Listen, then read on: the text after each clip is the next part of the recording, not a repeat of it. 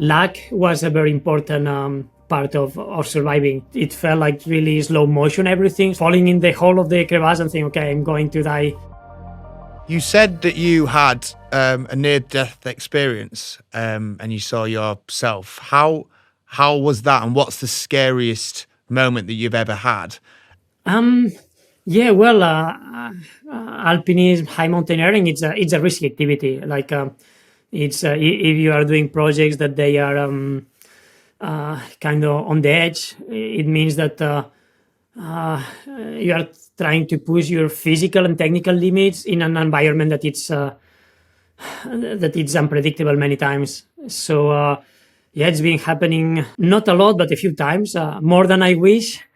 Yeah, I remember, for example, a time in Himalaya that I was climbing in the south side of Everest, and it was in the autumn.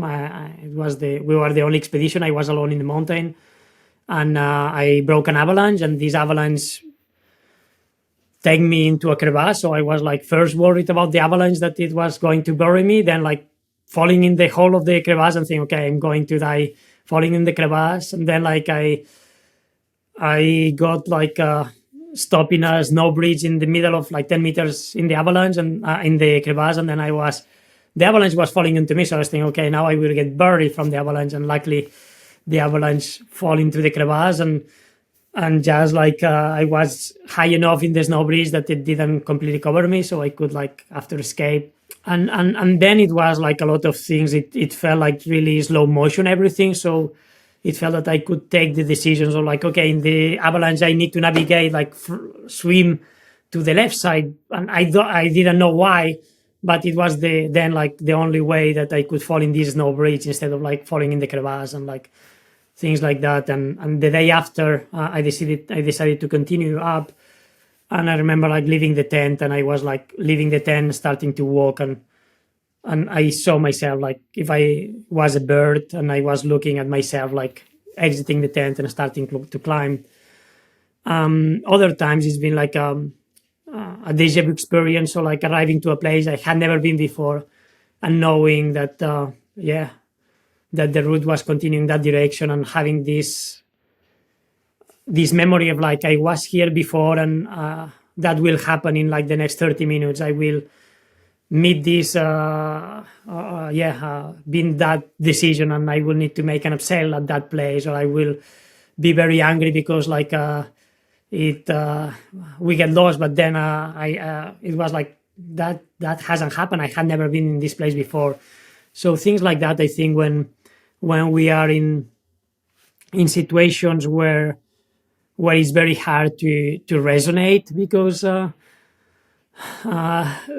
it's overwhelming, like the feeling of like, okay, it's high possible that I'm going to die at that moment with this situation, and to resonate like what's the decision that I need to take. It's hard because it's your life in stake. So I think like cognitively, unconsciously, we go to find answers somewhere that we can do it resonating. Yeah, that's why we can experience these things in a way. It's like an intuition that you have already before it's even happened to kind of save your life. It's like your body's way of saving you before anything's happened.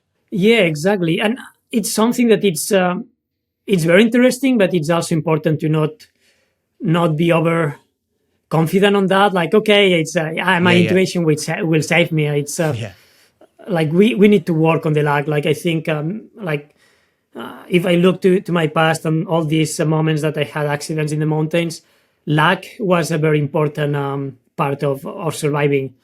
But luck is something that we need to cultivate, and we need to work on it. And that means that the more experience we have, the more decisions we'll take automatically. And most of the luck, it comes from this intuition, and this intuition comes from like our knowledge, and just being able to use that knowledge without even thinking. So we need to really cultivate this knowledge. We are working now with a group of like psychologists and like biomathematicians, that they are working on like quantum physics and that, to try to understand like cognitively like how these things can happen, and like it's I don't understand much on that, but like how which proteins are like vibrating and making like this possibility of like having cognition and that. So I think it's a lot of research there that it can be very interesting in the future. The things I love the most about my Whoop are how easy it is to use, how much data it gives me. For somebody that's quite active, I train a lot. It gives me my calorie burn. It lets me know how hard I should be pushing. It's easy to wear. It's a major part of my life. I wear it and I love it. I literally never take it off. Whoop is a wearable health and fitness coach that provides you with feedback and actionable insights into your sleep, recovery, training, stress, and overall health, and empowers you to be the best version of yourself, regardless of whether or not it's in your career, when you're training, or you're just a parent like I am. If you are interested in taking control of your health and fitness so that you can excel in all aspects of your life, you must check out Whoop. Go to join.whoop.com/untapped to try Whoop today for 30 days free. The reason I asked you about spirituality and religion is because I find myself almost in a separate space to ordinary life, you know, in a kind of a heightened state, a more sensitive state, but also one that's really difficult to kind of explain. It almost feels like you're warm when you're cold, or you're awake when you're tired, and you exist in this almost like energetic field that you know feels unusual. And I've been there a few times where you're very far from normality, and it's an interesting place to be. You know, recently I was in Jordan on a world record attempt that was successful, and it was those hours in camp in particular when, you know, the level of discomfort was really high, that made the whole experience almost more worthwhile. You know that if you can find comfort in the discomfort and in the pain that you're in, that it might be a life lesson that you can take into other elements of your life where painful moments may not feel as painful because you're experiencing kind of raw, real pain. And I don't know, it was a real test of resilience at times. I don't know if you find that the kind of the having to be resilient in times of despair almost makes me feel like a more rounded character when I'm not in those positions. And I think it's a really interesting life lesson. Yeah, absolutely. And I think you describe it very well, like that.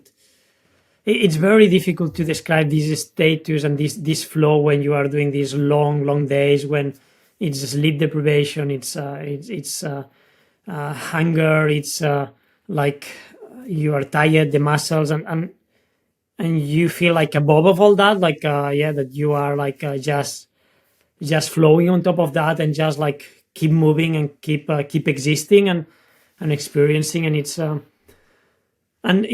very addictive too. It's a very addictive feeling. I feel like it's, even if it sounds like horrible, like from outside, when you are experiencing these things, it's beautiful, and it's very hard, I think, also like to get back to normal life after that. Yeah. What experience, because it's like you have been living in your life for like a period of time. It's so different. It's just like very basic in a way, because you are just like thinking about like surviving and keep moving, and that's everything. Like it's not nothing else than that. And I think it resonates with us because it's very primitive Yeah. way of thinking, where like it's just like surviving and keep moving.